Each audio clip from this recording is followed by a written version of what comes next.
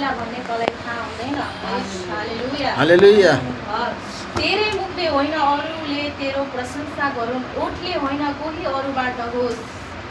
ढुङ्गा गरुङ्गो हुन्छ तर बालुवा वजनदार, तर मूर्खको उत्तेजना ती दुवैबाट भन्दा अझ गह्रो हुन्छ। क्रोध निर्दयी हुन्छ तर झोक चाहिँ अत्यधिक, तर डाहाको सामु को खडा हुन सक्छ। हालेलुया। आमेन। हामीले भोलिको धाक लाउनु हुँदैन। धन सम्पत्तिको धाक यो संसारमै छोडेर जाने कुरा हो।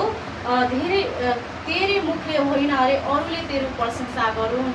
कतिजनाको आफैले प्रशंसा गर्ने बानी हुन्छ, अनि धन सम्पत्तिको धेरै धाक लाउने बानी हुन्छ। त्यही भएर यो हाम्रो शरीरको निम्ति यहाँ रहन्जेल मात्रै यो सम्पत्तिको काम लाग्ने हो। हाम्रो आत्मा चाहिँ परमेश्वरमा गइसकेपछि हामीलाई यो चिज केही पनि चाहिँदैन। त्यही भएर भोलिको धाक नलगा भन्नुभएको छ। हुन्छ, यो वचन यति नै राख्नेछु। आजको दिनमा परमेश्वरले यो समय दिनुभएको धेरै धेरै धन्यवाद। मेरो हृदयदेखि प्रभुलाई धन्यवाद भन्दछु। प्रभु अगाडिको समय प्रभु तपाईँको हातमा राखेर आशिष पाउँछु। प्यारो प्रभु येशू।